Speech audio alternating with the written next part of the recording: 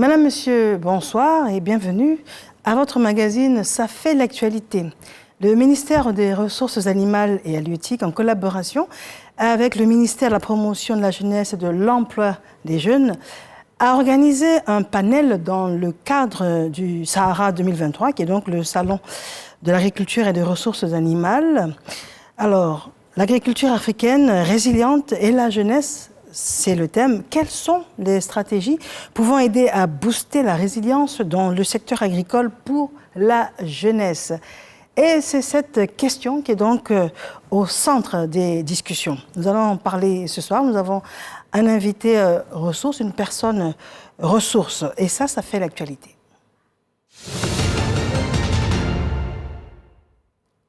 Notre reporter Koné Siaka s'est rendu donc au Sahara. Nous avons un élément édifiant juste avant de recevoir notre invité. La journée de ce lundi 2 octobre était destinée à la jeunesse. Panel, visites et rencontres B2B ont meublé ce temps consacré à la force vive de la population. Le premier panel, intitulé « Jeunesse et agriculture résiliente », a enregistré l'intervention de 6 panélistes, dont le représentant des Pays-Bas, à l'honneur de ce Sahara 2023. Le représentant des Pays-Bas a fait bénéficier aux participants de l'expertise de son pays en termes d'agriculture et d'élevage. L'intervenant a exprimé la disponibilité de son pays à accompagner la jeunesse ivoirienne dans la réalisation de son rêve. On est en train de développer un programme sur la formation et l'incubation des jeunes qui s'appelle Hortinor. Et Hortinor commence dans le district autonome de Yamoussoukro et va vers le nord. Au terme de ces 90 minutes d'échange, il ressort que les fonds et mécanismes de financement existent bel et bien. Le manque de recherche d'informations de la part des jeunes demeure un problème crucial. Anderson Assui, directeur de cabinet représentant le ministre de la Jeunesse, de l'Insertion professionnelle et du service civique, invite la jeunesse ivoirienne à s'approprier ce secteur fructueux. Au niveau du ministère de l'Agriculture, dans le domaine agricole et dans le domaine de la production animale, c'est près de 79 milliards de francs CFA qui seront mobilisés pour prendre en compte 32 000 jeunes en 2023. Cela veut dire que le gouvernement veut prendre à bras le corps les questions d'insertion des jeunes, mais de façon particulière les questions d'insertion des jeunes dans le domaine agricole. Le deuxième panel relatif aux différents mécanismes de financement a permis de mettre en lumière les opportunités offertes aux jeunes. Les instruments qui ont été présentés donnent vraiment la possibilité à toutes nos PME dirigées par des jeunes d'avoir de l'espoir tout simplement, que ce soit des mécanismes au niveau de l'État de Côte d'Ivoire et même sur le plan international. Des mécanismes existent pour accompagner justement des entrepreneurs agricoles, aussi bien au niveau de la production, au niveau du financement des chaînes de valeur avec les différents partenaires au développement que nous avons vus. Des programmes et des projets de développement de capacités existent en Côte d'Ivoire et la question liée à la souveraineté alimentaire en Afrique est un véritable défi auquel les forces vives, les jeunes doivent vraiment s'adresser et apporter leur contribution. Pour le ministre de l'Agriculture et du Développement rural et son homologue des ressources animales et halieutiques, ces premiers jours du salon augurent d'un succès évident pour le Sahara 2023. Et nous sommes heureux que pour cette première expérience sur le parc des expositions de Côte d'Ivoire, ce pôle se comporte très bien. Nous avons un achalandage de différents animaux de toutes les couleurs, de toutes les conformations. Ceci permet aussi aux jeunes de connaître leur environnement, de connaître le vivant qui est autour d'eux, qui se retrouve souvent dans leur assiette et de fort belle manière. Aujourd'hui, avec les nouvelles technologies d'élevage, la pénibilité du travail n'est plus de mise, puisque les jeunes eux-mêmes, sur la base des explications qui viennent de nous être données, ont plus de facilité à s'adonner aux pratiques d'élevage. Avec la réussite de la 6e édition du Salon international de l'agriculture et des ressources animales et halieutiques, la Côte d'Ivoire montre ainsi la preuve de son expertise en matière d'organisation d'événements d'envergure dans la sous-région. Nous sommes de retour en studio. Nous recevons M. Kini Komwe. Monsieur, bonsoir. Bonsoir, madame. Vous êtes président du comité scientifique du Sahara. Oui. Et ça, c'est contextuel. C'est ça. Et sinon, vous êtes directeur général de la planification des statistiques et projets au ministère d'État, ministère de l'Agriculture et du Développement rural. Bien dit. Alors, vous avez 2 casquettes. Alors, première des choses, je vais vous demander de réagir sur l'élément que nous venons de voir. Il est clair que le challenge pour l'État de Côte d'Ivoire, c'est de mettre l'agriculture à un niveau assez performant, notamment pour permettre de souvenir un certain nombre de besoins, que ce soit d'un niveau alimentaire et aussi d'un niveau d'amélioration des revenus des acteurs. Voilà un peu le grand défi pour nous. Donc dans ce cas d'espèce, il est clair aussi de pouvoir mettre en exergue tout ce qui est déjà en cours et aussi de regarder les perspectives. En gros, c'est aussi de regarder tout ce qui est défis majeurs, qui sont des défis aussi auxquels les acteurs vont faire face, mais comment aussi orienter nos actions, soit pour mitiger, soit pour la stratégie. C'est ça. Maintenant, est-ce que l'élément résume Oui, l'élément résume, puisque nous avons parlé des questions de résilience, la résilience agricole, mais aussi les questions aussi véritablement de jeunes dans le secteur agricole. Comment promouvoir cette bonne frange de jeunes peut-être en quête d'emploi dans le secteur, comment aussi permettre aussi à ce que les défis, comme je disais tantôt, qui minent le secteur agricole et auxquels les jeunes doivent pouvoir faire face, mais aussi auxquels les jeunes doivent pouvoir contribuer à résoudre. D'accord. Alors, comité scientifique, vous en êtes le président, comité scientifique donc, du Sahara. Comité scientifique, quelle est sa mission ? Oui, au-delà, l'une des missions fondamentales du salon, c'est véritablement la promotion, mais aussi à la sortie au thème de ce salon, qu'il y ait des résolutions. Et les résolutions, ou bien qu'il y ait aussi des orientations. Je pense que notre mission, c'est aussi de faire connaître les défis, mais aussi c'est de faire connaître aussi les résolutions qui doivent être portées. Et tout ce qui va être un contenu, le contenu scientifique, ce n'est pas seulement aller échanger ou voir ce qu'il y a, mais aussi les dispositions qui sont prises, qui doivent être sorties des différents échanges. D'accord. Alors, on comprend bien qu'il y a une grande réflexion derrière, il y a toute une stratégie. C'est ça. Alors, qui sont les acteurs que vous mettez face à face ? Qui sont les grandes entités ? Les grandes entités, déjà, il y a le pouvoir public à travers les ministères, les structures étatiques, mais aussi le secteur privé, les jeunes, les femmes, tout autre acteur privé, que ce soit au niveau bancaire, mais aussi ceux qui sont là aussi pour permettre à ce que on puisse régler les questions de production, on puisse régler les questions de transformation. Véritablement, c'est vraiment tout un ensemble d'acteurs, tout l'écosystème on peut dire qui mine le secteur agricole, c'est tous ces acteurs qui exercent là-dedans, qui sont mis en relief. Au-delà aussi, les partenaires techniques et financiers. Alors, c'est vraiment l'occasion qu'ils soient tous au même endroit. C'est cet événement-là qui permet cela. Sinon, ils n'ont pas l'habitude d'être tous ensemble comme ça et de pouvoir cogiter. Oui, c'est clair qu'on crée certains cadres, mais je pense que c'est plus intéressant que nous nous retrouvons. Peut-être qu'il peut être aussi le salon un cadre de convivialité entre les différents acteurs, mais aussi une manière pour que chaque acteur exprime son savoir-faire ou faire connaître son savoir-faire.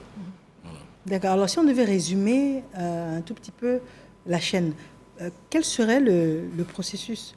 Dans ce sens où, pour arriver à l'élément dans l'assiette, alors, on a en face, on commence par les agriculteurs peut-être. C'est ça. On a tendance à parler de la fourche à la fourchette. De la fourche depuis, sans oublier aussi certaines activités qu'on connaissent. De la fourche à la fourchette depuis la recherche, la production, la transformation, la commercialisation, le transport, et puis aussi dans les marchés et jusqu'à aboutir dans nos assiettes. D'accord. Je pense que c'est vraiment l'expression qu'il faut, de la fourche à la fourchette. Alors, ce sont tous ces acteurs-là de la chaîne qui ont l'opportunité, dans le cadre du Sahara, de se rencontrer et d'échanger. Maintenant, il y a un aspect particulier que vous avez évoqué, c'est vraiment les recherches et l'encadrement qui est apporté. Il ne s'agit pas simplement d'échanger, de discuter. Il s'agit que de grandes résolutions sortent de là. Donc, ça veut dire qu'au sortir de là, il y a un point à faire et savoir qu'est-ce que vous avez pu initier comme collaboration, contrat, comme quoi d'autre. C'est ça. Donc, au-delà parce qu'il y a des conventions qui sont signées, déjà sous forme parce qu'il y a aussi des B2B, où nous avons l'offre et la demande, il y a des acteurs qui sont dans ce sens, mais aussi tout ce qui est contenu scientifique, comme on le dit, les contenus, c'est au cours de ces échanges, des dispositions, mais il y a aussi des contrats qui sont établis. Donc, il y a certains qui préparent pour nous des contrats. Il y a tout cela. Il y a aussi, d'un point de vue, on peut dire, une notoriété même du salon. Il y a aussi un élément qu'il va falloir que nous partageons au thème de ce salon, probablement le samedi. Un bilan sera fait. Alors, les jeunes, on a bien compris que les jeunes sont ou devraient être au cœur donc, de la stratégie de développement agricole. Non, pas devrait être, les jeunes sont au cœur. Les jeunes sont, est-ce qu'ils l'ont compris? Les jeunes sont. Est-ce que ce n'est pas la volonté à laquelle vous voulez aboutir? Ce n'est pas l'objectif auquel vous voulez aboutir? Non, il est clair que c'est notre objectif, c'est la vision globale, c'est la vision donnée par le chef de l'État pour que effectivement les jeunes soient dans le secteur agricole. Parce que lorsque nous faisons des analyses, nous nous rendons compte que le secteur agricole, déjà, il est près des 2 tiers des emplois au niveau national sont dans le secteur agricole. Et nous pensons que, et on continue, toutes les études montrent que le secteur agricole deviendra et toujours l'un des pourvoyeurs d'emploi. Donc, dans ce cas d'espèce-là, les jeunes qui sont pour nous un vivier, et donc il va falloir que le secteur agricole prenne sa part au niveau des jeunes dans le secteur. Mais aussi, il y a tout ce qui est on pourrait dire défis majeurs qui soient liés au changement climatique, mais qui soient liés aussi aux options technologiques, pour lesquelles aussi nous devrons pouvoir permettre à ces jeunes-là de mettre en profit les savoir-faire pour le secteur agricole. Et de là, c'est aussi la question d'emploi, c'est aussi la question d'entrepreneuriat qui sont recherchées. Alors, qui est jeune dans le secteur agricole? Oui, pour nous, c'est vraiment une question assez pertinente. Pour nous, la définition de jeunes, c'est du secteur agricole.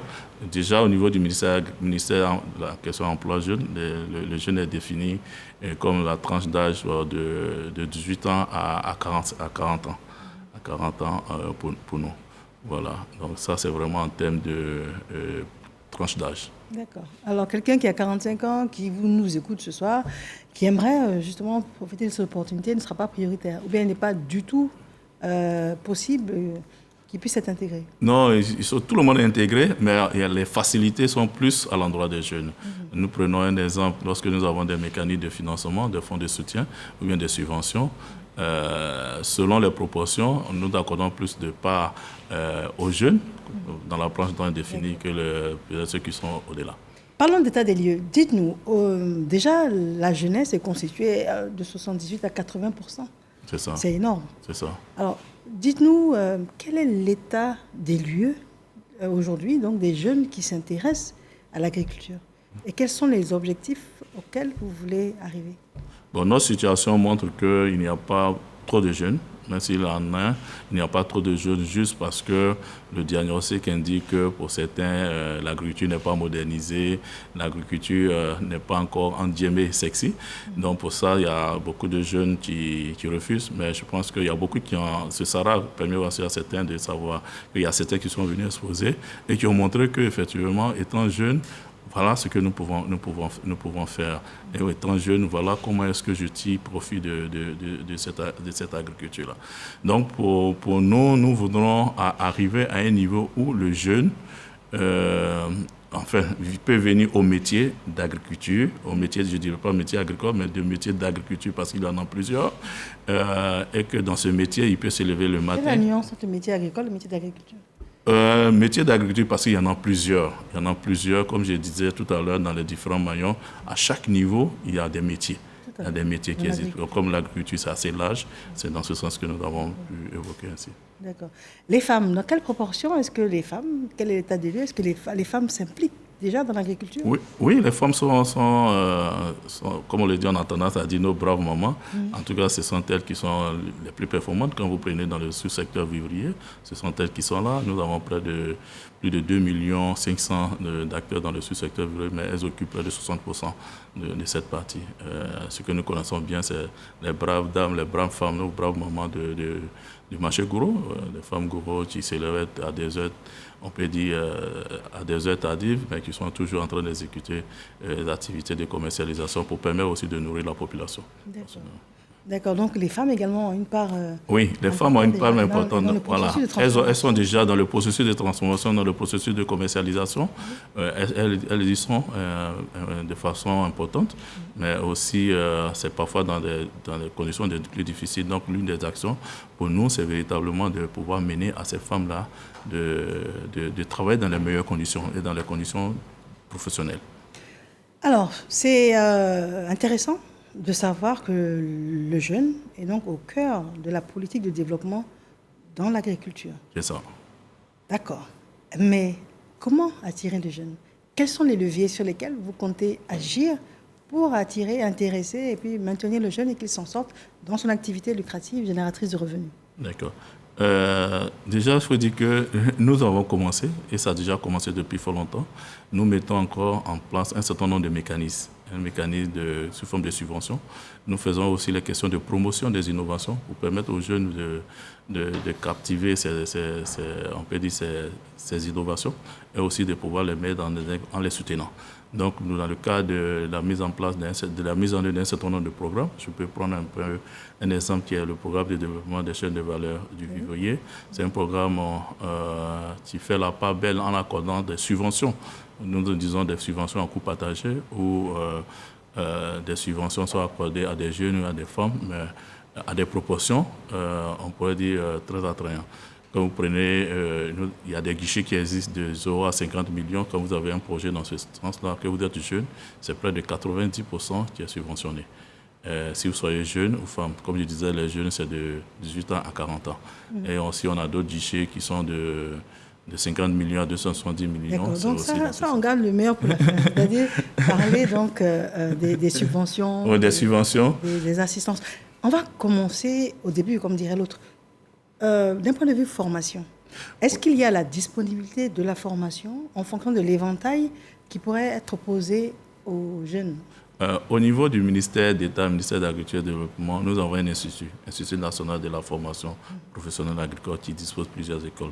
Nous avons des écoles à Bécherville, à Bengouro, à Boisflé, du côté de Thiébissou. Nous avons d'autres centres de formation qui existent du côté de Guimbé dans le nord, d'autres qui existent du côté de Guitry, ainsi de suite, qui sont des centres d'apprentissage. Donc pour nous, comme nous voulons, pour nous le métier, l'agriculture, il y a plusieurs métiers. Donc considérer tous ces métiers existent. Il y a la formation dans ces écoles qui permet de pouvoir apprendre. Mais aussi, il y a des formations à la cadre. Parce que vous êtes sur le terrain et que vous pensez être miné par une préoccupation majeure, vous pouvez revenir à l'école pour pouvoir apprendre au bout de 2 semaines, de 1 mois, de 3 mois, pour pouvoir vous perfectionner et repartir dans votre champ. Et il y a tout un ensemble de structures qui vous accompagnent. Par exemple, vous avez l'ANADER qui développe tout un certain nombre de programmes d'appui, de soutien à la formation de la pratique. Mais parfois aussi, si vous avez votre entreprise et qu'en termes de gestion, parce qu'une chose est de créer, l'autre chose c'est de faire durer votre activité. Donc il y a un certain nombre de structures étatiques qui vous accompagnent à la gestion. Donc, dans tous les programmes que nous développons, nous faisons des partenariats avec ces structures pour que ces structures accompagnent. Quand vous dites accompagne, est-ce qu'il y a des prises en charge? Est-ce que ça veut dire que le jeune qui veut se lancer dans l'agriculture peut bénéficier de la formation et puis qu'il soit pris en charge pour bénéficier de cette formation? Oui, c'est ça, c'est ce que nous faisons. C'est ce que nous appelons l'accompagnement. Donc la formation est disponible. La formation est disponible. Et vous l'accompagnez? L'accompagnons. Le programme, par exemple, de ce que nous appelons DPAI Bélier, le programme de agro-industriel, développement du pôle agro-industriel de la région du Bélier. Nous avons développé un centre nous avons fait une incubation des jeunes qui permet véritablement d'apprendre un certain nombre de métiers, mais aussi de mettre un mécanisme de soutien pour les accompagner pour financer leurs activités. Donc ça, il y a des structures, comme je disais tantôt, avec lesquelles nous avons fait des partenariats qui accompagnent ces jeunes, d'abord à monter, à finaliser ou bien à mieux structurer leurs idées de projet, leurs idées d'activité, et en même temps, un soutien financier leur apporter pour la mise en œuvre. D'accord. Quand on dit soutien financier, à l'étymologie, il faut de la terre. Oui. Alors comment ça se passe? Un jeune qui a envie, mais qui n'est pas forcément propriétaire terrien. Déjà, ce que nous disons, c'est que déjà, il y a un gros effort qui est en train d'être fait sur ce que nous appelons sécurisation foncière à travers l'Agence du foncier rural, qui permet on pourrait dire, de disposer d'un certificat foncier. Donc, pour nous, lorsque un jeune veut s'adonner notamment si c'est uniquement que la production, il y a des facilités, il y a des contrats qui peuvent être établis entre les propriétaires terriens et des jeunes. Donc pour nous, au moins pour sécuriser leur activité, c'est d'aller dans le sens de pouvoir contractualiser avec les propriétaires terriens. Parce que comme vous le savez, pour l'instant, les dispositions sont de telle sorte que c'est les populations rurales ou bien les populations qui sont propriétaires terriens, donc il faut pouvoir le faire. On a nos services qui sont déconcentrés, qui sont au niveau soit des différentes régions ou bien des départements qui peuvent les aider à pouvoir contractualiser avec on pourrait dire les propriétaires terriens. Mais comme je dis, l'action est faite dans le sens d'aboutir à une sécurisation totale des terres au niveau national, de telle sorte à préserver tous les investissements qui doivent pouvoir avoir lieu sur ces terres. Quand on parle d'activité, le jeune imagine forcément le bureau climatisé. Donc tout cela est possible dans le secteur agricole. Dans le secteur agricole. Alors dites-nous, voilà, parce qu'on a une caricature. Hein. Oui, comme je disais, l'activité agricole, c'est de la fourche à la fourchette avec tout ce qui est activité connexes. Donc il y a un certain nombre d'activités qui peut être de façon pratique, parce que peut-être je suis dans mon champ pour pouvoir faire la production, mais pour avoir de la semence, parfois c'est des technologies, la mise en relation entre celui qui fournit les semences et celui qui produit de la semence. Donc, quelque part, il y a tout un ensemble de plateformes électroniques à développer. Donc, ça veut dire qu'il y a un gestionnaire par quelque part, ou bien il y a un inventeur quelque part qui a pu mettre en place la plateforme. Il y a aussi tout ce qui est logistique, acheminé depuis les bords champs vers les endroits de consommation. Donc, il y a toute une stratégie de logistique à mettre en place pour collecter les produits vivriers ou d'autres produits sous d'autres formes vers les champs. Parfois, il y a d'autres aussi qui font du business, ce que nous avons tendance à le dire, de l'agribusiness autour de l'activité agricole. Donc, il y a certains métiers qui peuvent se développer, on peut dire, depuis les bureaux. Il y a d'autres métiers aussi qui doivent se développer depuis les champs où il faut une présence physique. Voilà, donc pour nous, la question de technologie, la question d'usage du virtuel, c'est véritablement des éléments sur technologie, est-ce que, justement, là, dans la politique nationale, on est en train de moderniser un peu tout ça, que les jeunes ne soient plus obligés de prendre la daba et de retourner tout le champ? Oui. Comme je disais, c'est l'ambition du gouvernement d'aller déjà à rendre l'activité agricole moins rustique. Ça, c'est ce qu'il faut le dire. Donc, c'est pour cela que les questions de technologie sont des éléments sur lesquels nous mettons l'accent. Que vous soyez dans le sens de pouvoir faire la mécanisation qui est un élément, que vous soyez dans le sens de faire une facilitation parce que vous avez mis en place une application. Tous ces éléments, ce sont des éléments sur lesquels nous développons. Il y a tout ce qui est aussi... Parfois, on n'a pas besoin d'aller forcément sur le champ pour apprécier qu'il y a une production. Donc, il y a tout ce qui est recensement on peut dire des spéculations et de les développer à travers des plateformes numériques et qui permet aussi de mettre la connexion entre l'offre et la demande ou bien entre... Voilà. D'accord. Vous avez des grands programmes de développement, des grands programmes de financement également. Vous pouvez revenir sur 1, 2 ou 3 grands financements qui attendent les jeunes. Oui. Parce qu'à hauteur de quoi, 30, 40, 50 milliards? Oui, on peut aller au-delà, comme le directeur dans l'élément qui est passé, le directeur du cabinet adjoint du ministère de la Jeunesse le disait. Pour cette année 2023, il y a des dispositions qui sont à l'endroit. Je disais tantôt tout à l'heure que vous avez le projet de développement des chaînes de valeur vivrière où nous avons une subvention, un mécanisme de subvention, nous appelons mécanisme à coût partagé qui existe, où le fonds global autour de près de 30 milliards de francs CFA accordés aux jeunes sous forme de subvention.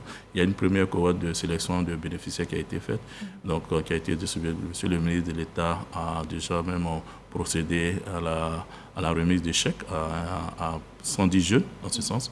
Vous avez aussi le projet de pôle agro-industriel de la région du Bélier, qui soutient les jeunes. Comme il est là, il disait qu'il avait mis en place un système d'incubation, formation des jeunes, et aussi les soutenir. Donc il y a un fonds qui est mis, par exemple, auprès d'une banque, notamment, je ne sais pas si je veux, une banque qui permet aussi d'accorder du crédit aux jeunes. Parce que ça, c'est vraiment le financement public. D'autre part, c'est aussi le projet de pôle agro-industriel de la zone nord, qui a aussi un financement à accorder aux jeunes qui existent dans cette partie du territoire et qui permet aussi d'accorder du financement. Donc, au-delà, dans cette partie, c'est près de, je pense, autour de 12 milliards, parce que vous avez plus de 6 milliards et demi pour orienter vers la mécanisation et 5 milliards et demi qui est orienté vers le soutien à la production, à la transformation, sinon au développement des chaînes de valeur. D'accord. Alors, le chef de l'État a donné le ton et les instructions à l'année de la jeunesse. On rappelle que les jeunes, c'est de 18 à 40 ans. Pour nous. Oui. Alors, oui, par rapport à la cible. C'est ça. Et la cible est prioritaire. Oui. Mais, de toutes les manières, la personne qui s'y intéresse viendra vers vous. Donc, ce soir, tout le monde vous regarde. Et quel appel vous auriez à lancer aux jeunes qui pensent cette émission en cours et qui se disent, tiens, je viens de sentir cet appel-là et j'aimerais tenter ma chance et j'aimerais m'en sortir dans l'agriculture. Quel message vous pourriez lui transmettre ce soir? Déjà, c'est aller à l'information. Et l'information, pour nous, nous sommes là de façon physique dans le bureau du ministère d'État, ministère de l'Agriculture, je pense au niveau de la CAESTAB, mais aussi dans les directions régionales, directions départementales de l'agriculture pour ceux qui sont au niveau en région. Et aussi, on a des sièges de projets. Vous prenez le cas, le projet de développement des chaînes de valeur du vivrier qui est situé non loin de la PISAM, au niveau de l'ambassade juste avant l'ambassade de l'Italie, projet de développement des chaînes de valeur du vivrier. Au niveau de Yamoussoukro, vous avez aussi le projet de pôle agro-industriel du Bélier, dans le nord, pareil aussi, pour le projet de pôle agro-industriel du Nord. Voilà. Et vous avez le site web de tous ces projets. Il y a des sites web qui sont là. Le projet de développement des chaînes de valeur, c'est pdc.ci, toutes les informations sur le site web. De l'autre côté, c'est 2paibelier.ci, toutes ces informations futures. Mais aussi, il y a des points focaux qui existent dans certains nombres de localités ou dans la zone de ces projets qui sont là, ils sont à la disposition des jeunes. Voilà, nous utilisons aussi ce qu'ils aiment au mieux, les réseaux sociaux aussi, pour pouvoir faire passer les messages. Et pour nous, le message, c'est de ne pas passer lorsqu'ils arrivent sur ces sites ou bien qu'ils arrivent sur ces pages de ces projets. C'est vraiment de s'y attarder là-dessus parce que le maximum d'informations existe. Je vous remercie infiniment d'être venu sur notre plateau. C'était donc Sarah 2023, Agriculture résiliente, comment y parvenir avec les jeunes. Et nous recevions M. Kini Komwe, qui est donc le président du comité scientifique du Sahara et qui est également le directeur général de la planification des statistiques et projets au ministère d'État, ministère de l'Agriculture et du Développement rural. Merci infiniment. Merci bien, madame. Vous êtes tous invités à aller au Sahara, la jeunesse de 18 à 40 ans en priorité, aller à la bonne information et que les bons dossiers l'emportent. Merci de nous avoir suivis. Bonsoir. Merci.